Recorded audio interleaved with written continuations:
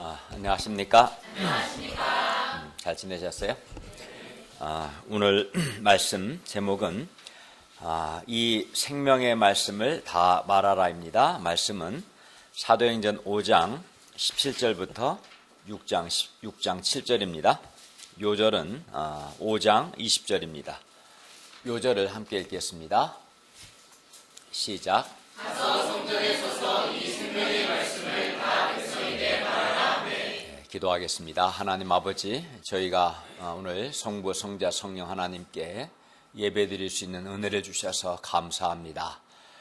우리가 하나님 앞에 나올 때 겸손한 마음과 하나님의 은혜를 사모하는 그런 간절한 마음, 또 하나님을 경외하는 마음을 가지고 이렇게 예배를 드리게 하옵시고, 또 그러한 마음을 하나님께서 복 주셔서 하나님의 말씀이 우리 영혼의 생명이 되고 빛이 되고 은혜가 되도록 도와주십시오. 주님께서 이 자리에 임재하셔서 우리 각 사람을 만나주시고 말씀 주시고 은혜 주시옵기를 간절히 기도합니다. 아멘. 예수님의 이름으로 기도하였습니다. 아멘.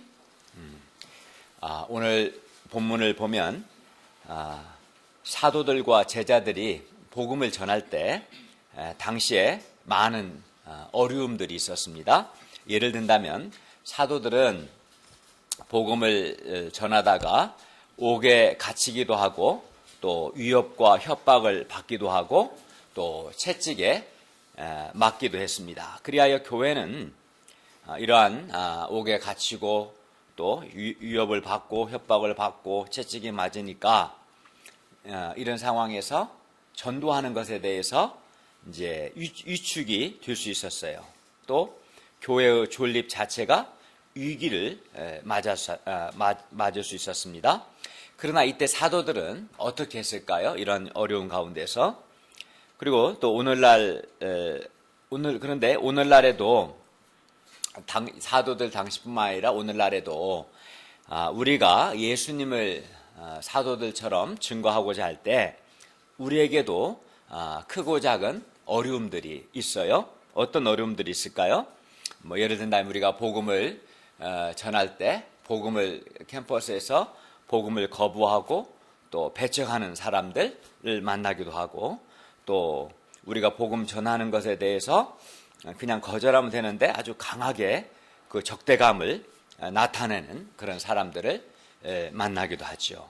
또 어느 학교에서는 학교 당국이 캠퍼스에서 복음 전하는 것을 금하거나 또는 방해를 하기도 합니다. 그러니까 우리도 예수 그리스도의 복음을 전할 때 어려움들이 있다는 거 없다는 거요? 있어요. 또 이런 어려움들을 자꾸 겪다 보면 복음을 전하는 것, 전도하는 것에 대해서 위축이 될 수도 있죠. 그러면 이때 우리가 어떻게 하는가? 오늘 말씀을 통해서 배울 수 있기를 기도합니다. 제1장, 이 생명의 말씀을 다 백성에게 말하라. 17절에서 32절 말씀입니다. 17절, 18절 말씀을 보십시오. 대제사장과 그와 함께 있는 사람 즉 사두개인의 당파가 다 마음에 시기가 가득하여 일어나서 사도들을 잡아다가 옥에 가뒀습니다. 그러면 이들이 왜 마음에 시기가 가득했을까요?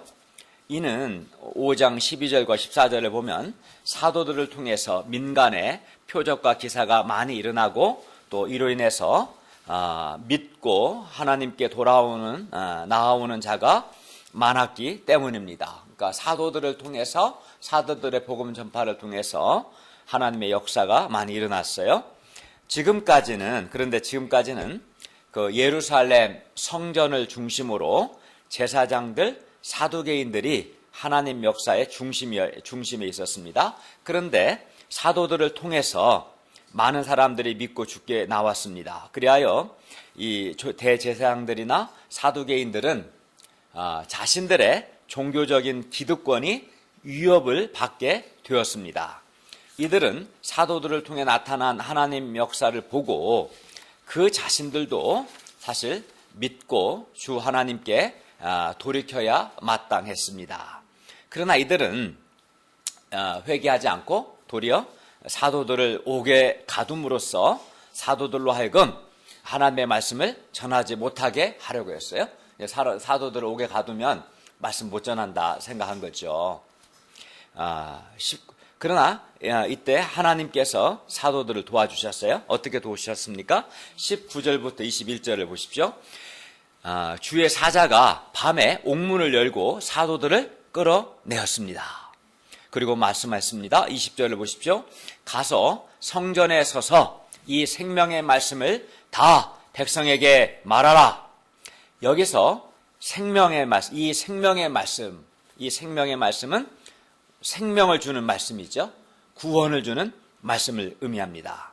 그러니까 우리가 전하는 예수 그리스도의 십자가의 죽으심과 부활의 말씀은 그 말씀을 믿는 자에게 뭘 준다는 거예요? 생명을 준다는 거죠. 이 말씀은 우리를 죄와 죽음에서 우리를 구원하고 우리에게 영생을 준다는 거예요. 그러니까 우리를 죄와 죽음에서 구원하고 우리에게 영생을 주기 때문에 이 말씀은 무슨 말씀이에요? 생명의 말씀이죠. 생명의 말씀입니다. 이에 사도들은 가서 성전에 서서 이 생명의 말씀을 다 백성에게 말하라 하신 하나님께 순종하여 새벽에 옥에서 나오자마자 새벽에 바로 성전에 들어가서 가르쳤습니다.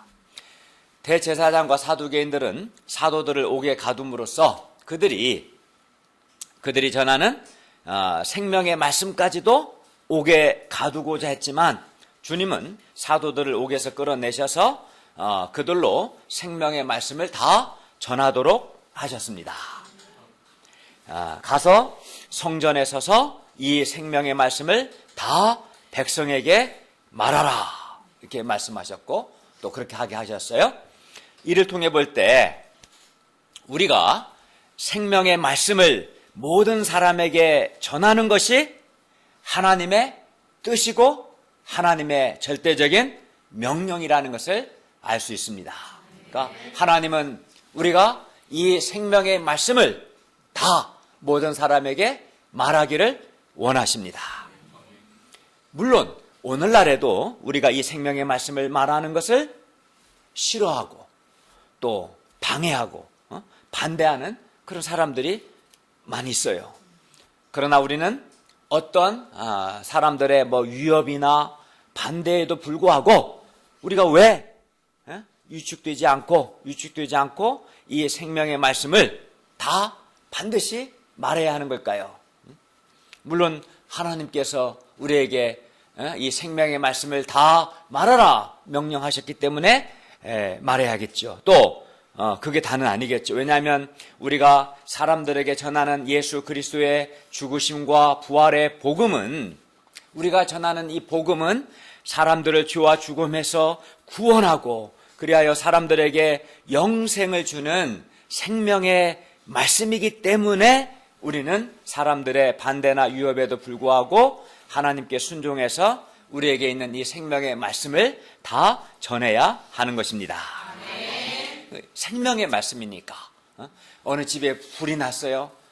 안 나오면 다 죽어요. 당연히 불이 났다고 알려줘야 하지 않겠어요? 그 사람이 듣고 나오든 듣고도 나오지 않든 그건 그 사람의 자유이긴 하지만 또 그의 책임이겠죠. 항상 자유에는 책임이 따르는 겁니다. 그렇죠. 자유에는 책임이 있는 거예요. 그러나 적어도 불이 났다고 나 알려준 줘야 할 거 아니에요. 그죠? 이 생명의 말씀을 단순하게 받아들이면 그는 죄와 죽음에서 구원받고 하나님의 통치를 경험하고 영생을 맛보고 존재와 삶의 변화를 경험합니다. 그래서 우리가 전하는 이 말씀은 생명의 말씀인 거예요. 생명의 말씀이기 때문에 우리가 반드시 전해야 합니다. 사람들이 싫어해도 전해야 합니다. 그리고 이를 위해서는 먼저 내가 전하는 예수 그리스도의 복음이 생명의 말씀이라는 분명한 확신이 우리 자신에게 있어야 돼요. 내가 지금 전하는 이 복음이 예수 그리스도의 죽으심과 부활의 복음이 생명의 말씀이다라는 확신이 나에게 있어야겠죠. 확신이 있을 때 더 분명하게 누가 시키지 않아도 이 생명의 말씀을 전하려고 하지 않겠습니까?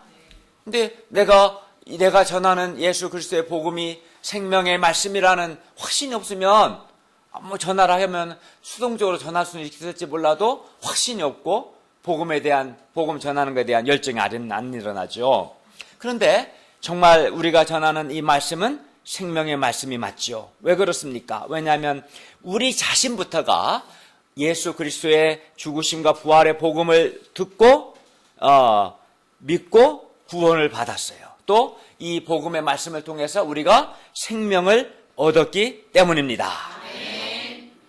우리 자신이 증거잖아요.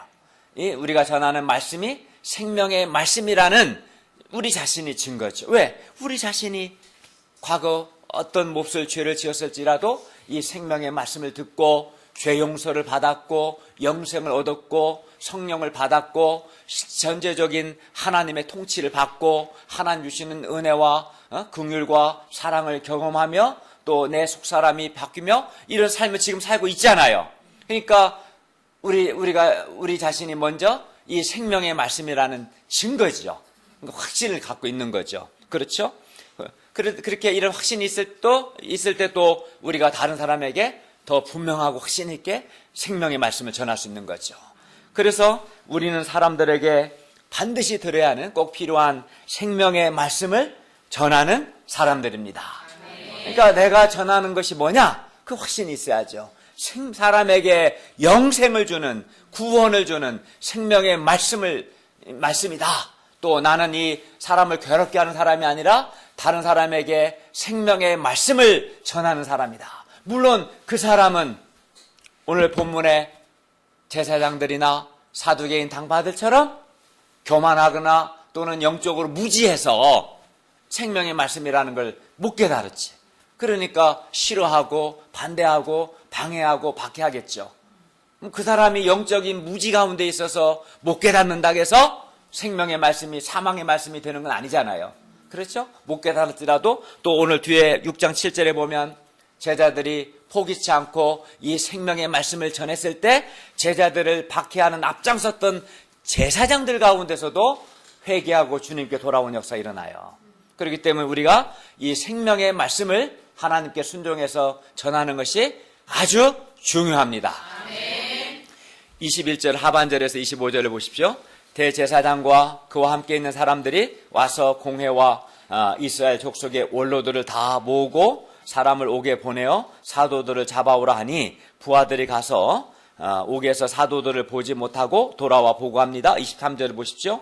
우리가 보니 옥문은 든든하게 잠기고 지키는 사람들이 문에 서 있으되 문을 열고 본즉 그 안에는 한 사람도 없더이다. 옥문이 닫혀 있는데도 사람이 없었어요. 성전 맡은 자와 제사장들이 이 말을 듣고 의혹하여 이 일이 어찌 될까 당황했습니다. 그때 어떤 사람이 와서 또 말합니다. 25절을 보세요. 보소서 옥에 가두었던 사람들이 성전에 서서 백성을 가르치더이다. 26, 27절입니다. 성전 맡은 자가 부하들과 같이 가서 사도들을 잡아왔으나 강제로 못함은 백성들이 돌로 칠까 두려워하였기 때문이었습니다. 백성들 가운데는 사도들이 전한 이 생명의 말씀을 듣고 생명을 얻은 사람들이 있어요. 그렇기 때문에 백성들이 두려워해서 돌로 치지는 못했던 거죠. 그들은 사도들을 끌어다가 공회 앞에 세웠고 대제사장이 묻습니다. 28절을 함께 읽을까요? 시작.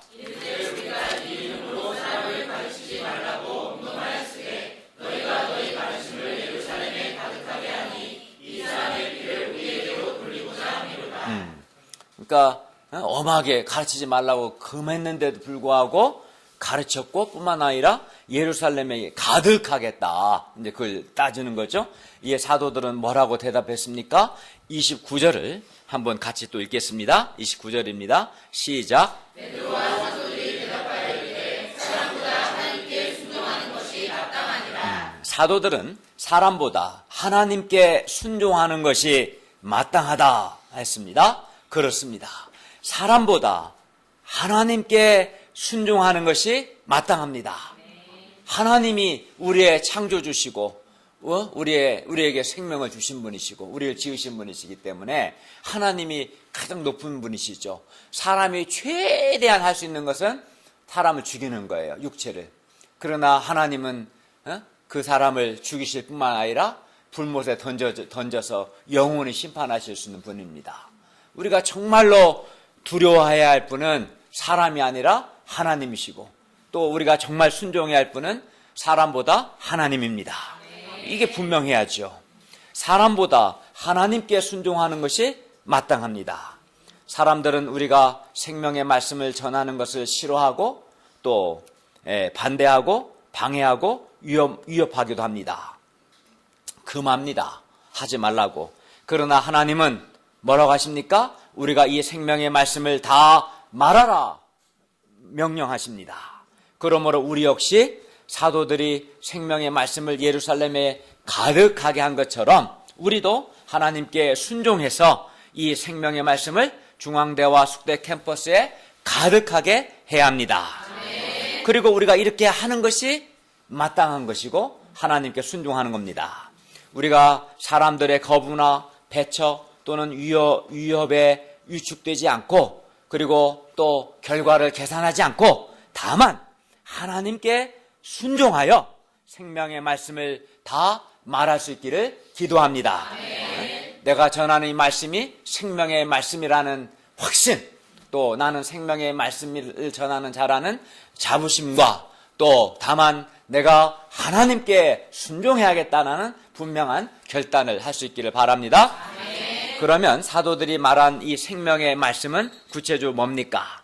30절과 31절 말씀입니다. 30절을 우리 자매들이, 31절을 형제들이 한번 읽겠습니다. 시작. 너희가 나무에 달아 죽인 예수를 우리 조상의 하나님이 살리시고 이스라엘에게 회개함과 죄 사함을 주시려고 그를 오른손으로 높이사 임금과 구주로 삼으셨느니라.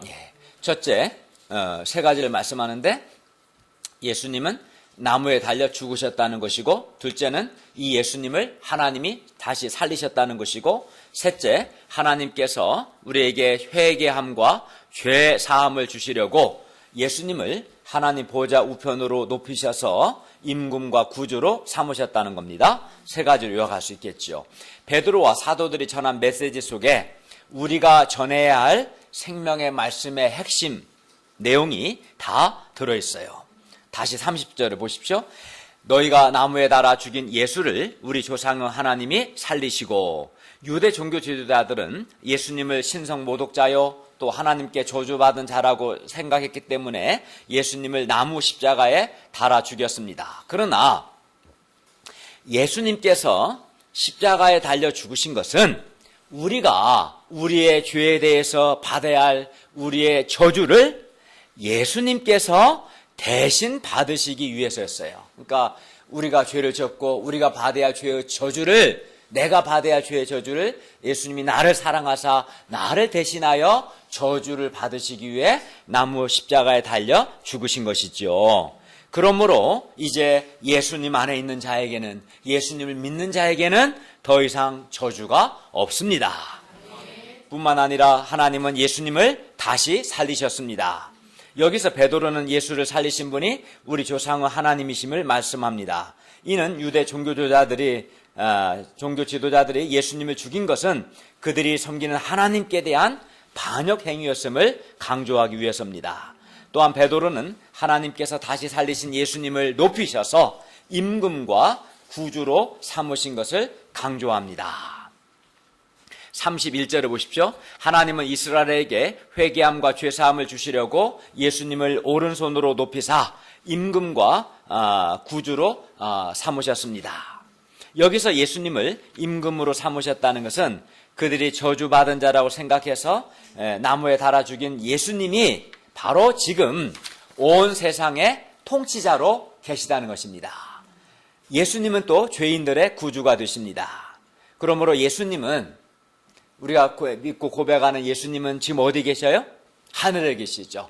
예수님은 지금 하나님 보좌 우편에 앉아서 통치자, 왕이요 또 구주로서, 구원자로서 회개함과 죄사함의 역사를 이루고 계십니다. 그러니까 예수님은 우리를 사랑하사 우리 죄를 위해 대신 죽으시고 사흘 만에 다시 살아나셨고 40일 동안 제자들과 함께 계시면서 예수님의 부활을 확실하게 증거를 보여주시고 40일 후에 제자들이 보는 데서 하늘로 올라가시고 그래서 하나님 보좌 우편에 앉으신 거, 이게 예수님 높임을 받으신 거죠. 그리고 거기서 왕이요 구주로서 지금 다스리고 계시는 거죠. 그러므로 제자들을 통해 백성들 가운데 일어나고 있는 회개와 죄사함의 역사는 왕이요 구주로 지금 하늘에 계신 예수님께서 이루시는 역사라는 겁니다. 사도들은 이 일의 증인이요 또한 하나님이 자기에게 순종하는 사람들에게 주신 성령께서도 그러합니다. 예수님은 우리가 예배를 드리는 지금 이 순간에도 임금과 구주로서 사람들에게 회개함과 죄사함의 역사를 이루고 계십니다.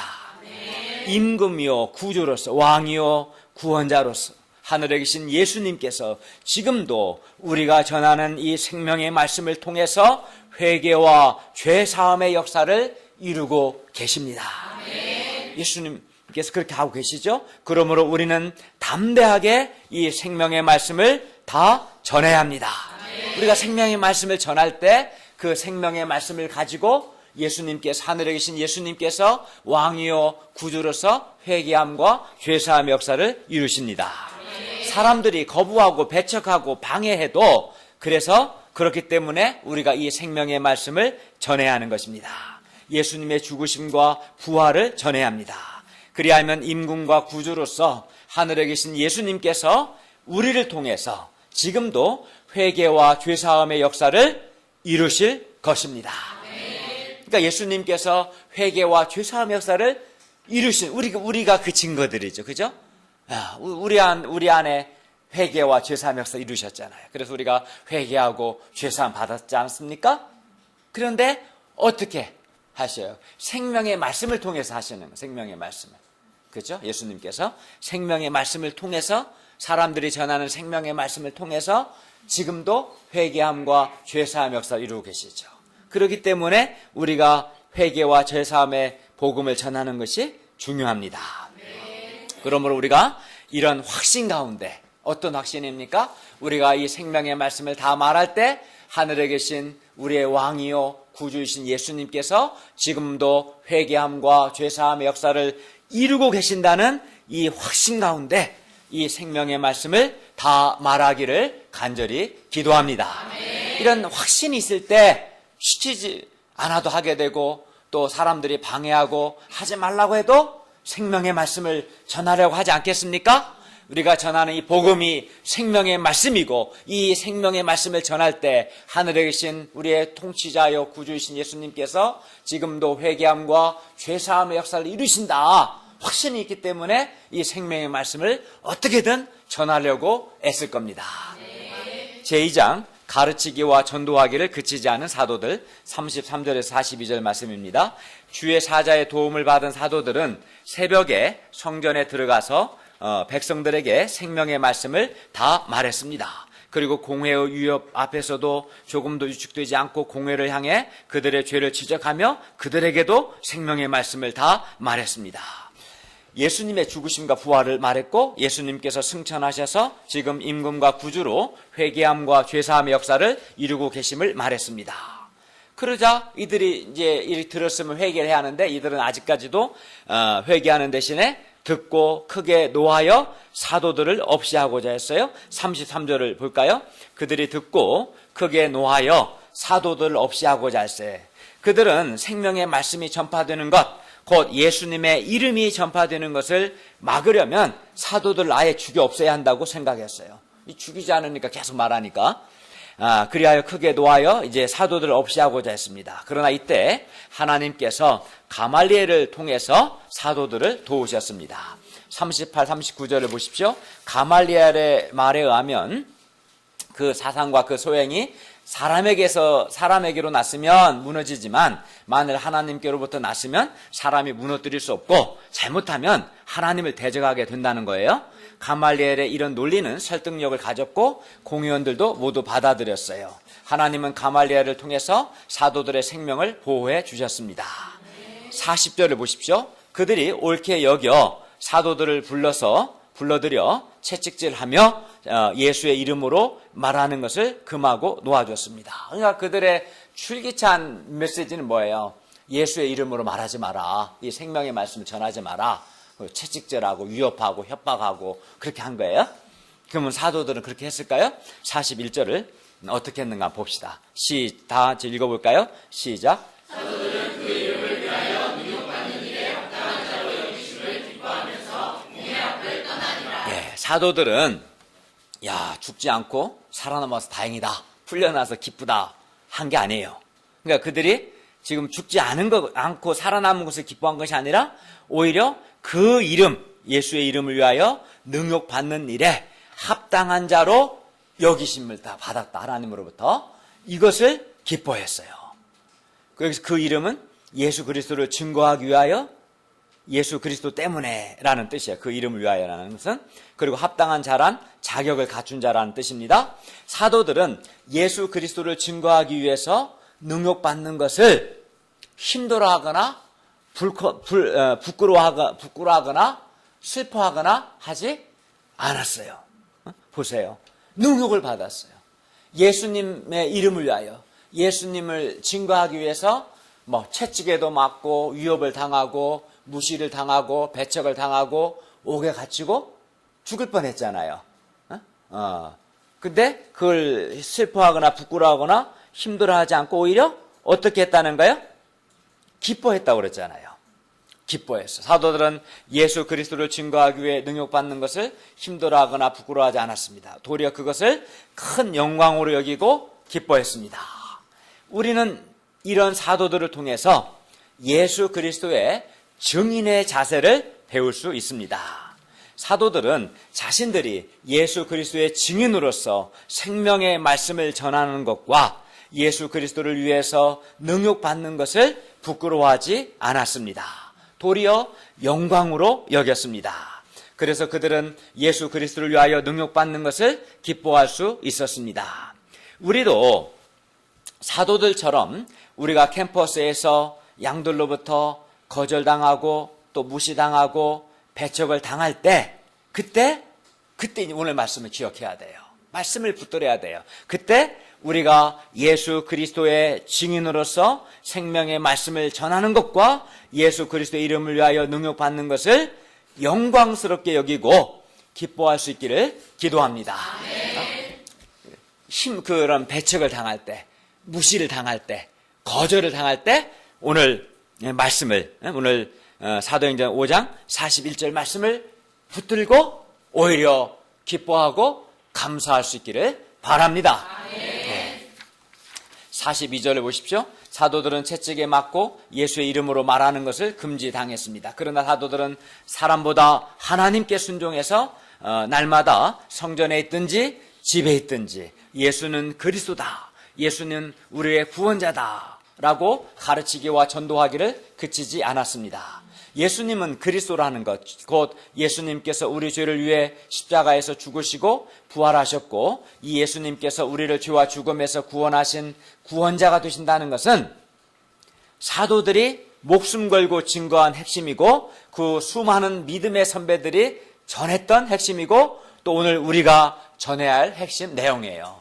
예수가 그리스도이시다. 예수께서 우리를 사랑하사 우리 죄를 위해서 우리 대신에 십자가에서 죽으심을 통해서 우리에게 죄 용서와 영생을 주셨습니다. 이게 예수가 그리스도라는 말의 의미죠. 이것을 전했어요. 이것을. 오늘 우리가 그러니까 교회의 핵심 사명은 예수는 그리스도라는 것을 전하는 거예요. 왜냐하면 이 가르침, 예수는 그리스도라는 이 가르침만이 인간을 죄와 죽음으로부터 구원하고 다시 살리기 때문입니다. 예수님은 그리스도라는 이 메시지는 지난 2000년 동안 세상을 향해 날마다 울려 퍼진 생명의 말씀입니다. 예수는 그리스도다. 이것이 바로 생명의 말씀입니다. 따라서 오늘날 우리가 날마다 캠퍼스나 직장이나 집에서 또 우리도 가르치고 전파해야 할 메시지도 예수님께서 우리를 죄와 죽음에서 구원하신 그리스도라는 것입니다. 이렇게 초대교회는 사람들의 핍박과 반대, 협박, 위협, 방해가 컸지만 사람들은 오직 하나님께 순종해서 생명의 말씀을 다 말하고 예수는 그리스도심을 가르치고 전도하기를 그치지 않았어요. 그치지 않았어요. 박해가 있다 해서 중단하고 말씀 전하다가 그냥 내려와 버리고 나중으로 미루고 그렇게 하지 않았어요. 그치지 않았습니다. 그것도 날마다 전했습니다. 날마다 전했어요. 그리고 그렇게 했을 때 6장 1절에 보면 제자가 더 많아졌습니다. 이렇게 날마다 예수는 그리스도라고 전할 때 제자가 더 많아집니다. 예수는 그리스도라고 전해야 그 가운데 듣고 믿고 돌아오는 사람 있지 않겠어요? 날마다 전했고 그 결과 제자들도 더 많아졌습니다. 우리가 생명의 말씀을 말할 때 오늘날에도 사람들에게 반대가 있고 방해가 있습니다. 사람들이 싫어합니다. 그러나 그럴지라도 우리도 사도들과 같이 사람보다 하나님께 순종해서 날마다 예수는 그리스도이심을 힘을 다해 가르치고 전도할 수 있기를 기도합니다. 그리하여 우리 가운데도 제자들이 더 많아지기를 기도해야 합니다. 제자들이 더 많아지기를 기대한다면 우리도 제 사도들처럼 이 생명의 말씀을 어디에 있든지 날마다 전해야 합니다. 제3장 하나님의 말씀이 점점 왕성하여 6장 1절부터 7절 말씀입니다. 6장 1절을 보십시오. 그때 교회에 제자가 더 많아졌는데 문제도 생겼습니다. 교회는 천사들의 모임이 아니에요. 사실은 천사들 노래를 우리가 부를 뿐이지. 사람들이 있으면 문제가 있는 건 당연한 거예요. 문제가 있는 것 자체를 이상하게 생각하면 안 되죠. 아니 사람 한 사람 안에 많은 문제가 있는데 그런 사람들이 많이 있으면 문제도 더 많지 않겠어요? 문제가 있는 게 이상한 건 아닌 거예요. 사실은 문제가 있었어요. 그 훌륭한 초대 문제가 있었어요. 이거 이상한 게 아니에요. 현대교는 더 많겠죠.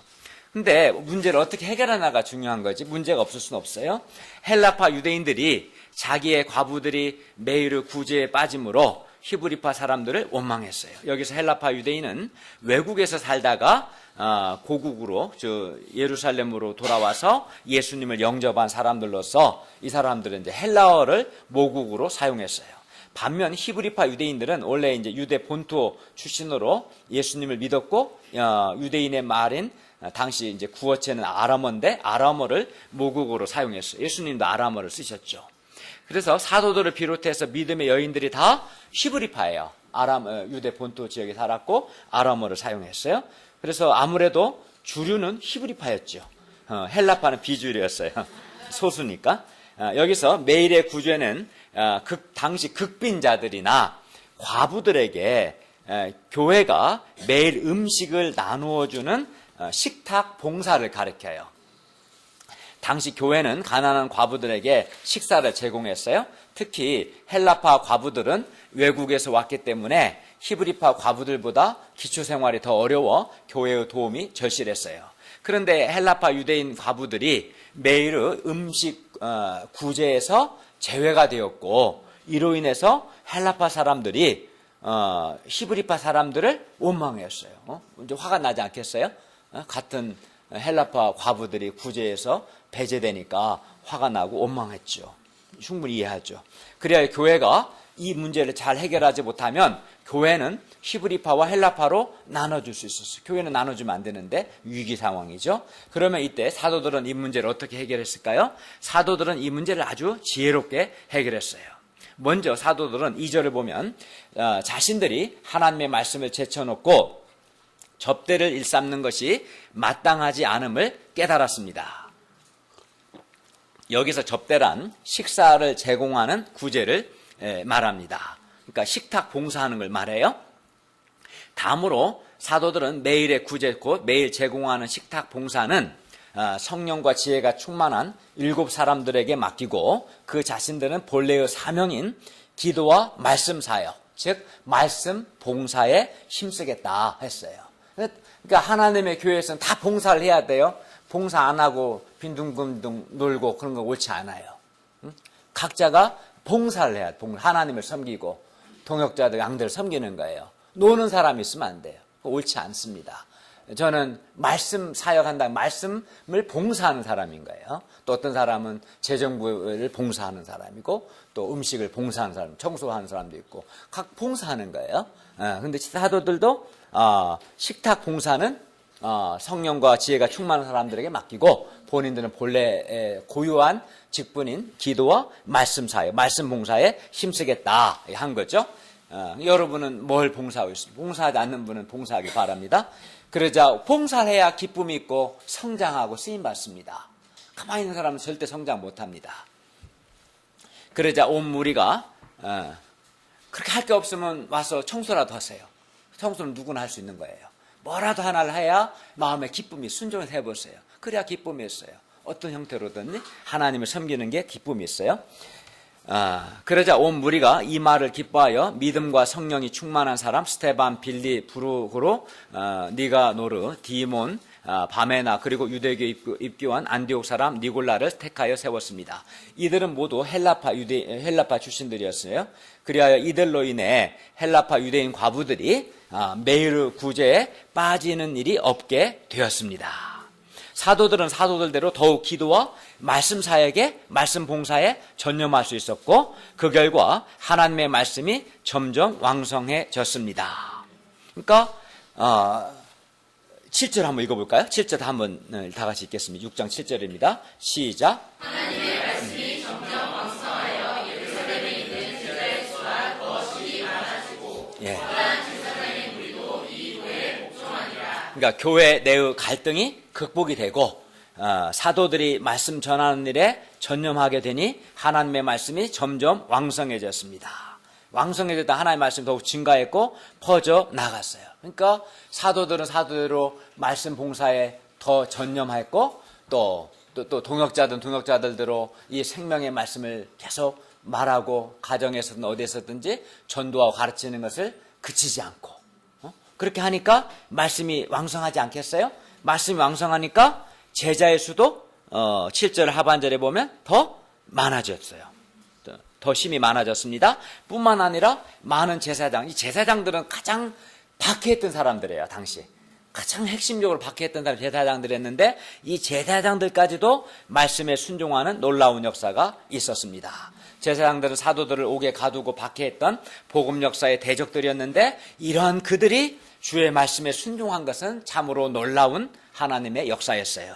그러니까 하나님의 말씀이 점점 왕성하여지자 복음의 원수까지도 변화되는 역사가 있었습니다. 하나님의 말씀은 어떤 사람도 구원하고 변화시키는 능력이 있습니다. 그러니까 하나님의 말씀이 왕성해져야 돼. 왕성해져야 돼. 왕성해져. 말씀이 왕성해지면서 제자들의 수도 늘어나고 말씀을 듣고 회개하고 구원받는 역사도 점점 늘어나는 거죠. 그러니까 우리가 이 일에 마음을 쓰고 집중을 해야 하지 않겠습니까? 저도 더욱 말씀 연구에 힘을 쓰고 우리 목자님들, 우리 형제 자매님들도 또 캠퍼스나 직장에서 가정에서 예수가 그리스도라는 것을 전하고 가르치는 것을 그치지 않는 이 생명의 말씀 다 전하는 그런 역사가 있을 때 우리 가운데 하나님의 말씀이 더욱더 왕성할 것이고 말씀이 왕성하면 성령 역사도 왕성해질 것이고 제자의 수도 더 늘어날 것입니다. 결론입니다. 초대교회에 많은 어려움들이 있었습니다. 대적들은 사도들이 복음 전하는 것을 싫어해서 사도들을 옥에 가두기도 했고 또 죽이려고까지도 했어요. 초대교회에는 방해도 많았고 박해도 많았고 대적도 많았습니다. 우리 시대보다 언제가 더 힘든 것 같아요? 우리는 뭐 채찍질 맞은 사람 없잖아요. 옥에 갇힌 사람도 없잖아요. 방해는 받지만 그죠? 그러나 사도들은 이게 중요한 거예요. 하나님께 순종하는 거예요. 결과를 생각하는 거 아니에요. 오직 하나님, 사람에게 순종할 것이냐 하나님께 순종할. 다만 하나님께 순종해서 사도들은 생명의 말씀을 다 말했어요. 왜? 하나님께서 성전에 일어서서 이 생명의 말씀을 다 말하라 말씀하셨기 때문에 순종했어요. 불순종하는 사람은 다 이유를 따져요.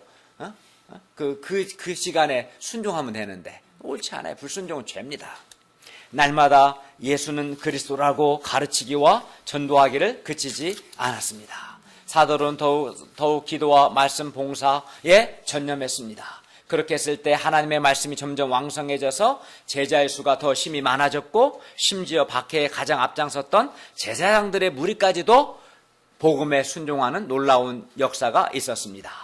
따라서 오늘날 우리가 해야 할 일은 사도들처럼 우리도 어떤 박해나 위협이나 반대에도 불구하고 우리가 위축되지 않고, 다만 하나님께 순종해서, 결과를 생각하지 말고 다만 하나님께 순종해서 이 생명의 말씀을 전하는 것입니다. 날마다 예수님은 그리스도다라고 가르치기와 전도하기를 그치지 않는 것입니다. 그리하면 우리 가운데도 하나님의 말씀이 점점 왕성하여져서 제자의 수가 심히 많아질 것입니다. 우리가 사도들과 같이 위축되지 않고 날마다 예수는 그리스도라고 가르치기와 전도하기를 그치지 않고 힘쓸 수 있기를 기도합니다. 그리고 이를 위해서 무엇보다 우리 마음에 우리가 전하는 예수님의 죽으심과 이 부활의 복음이 사람을 살리고 구원하는 생명의 말씀이라는 확신을 가질 수 있기를 기도합니다. 세상에 이 복음 외에 생명의 말씀이 어디 있겠어요? 아무리 세상을 다 찾아봐도 없어요. 우리가 전하는 이 말씀만이 사람을 죄와 죽음에서 구원하고 영생을 주는 생명의 말씀입니다. 이 확신을 가져야 합니다. 그리고 내가 사람보다 하나님께 순종하고자 하는 결단을 할 수 있기를 바랍니다.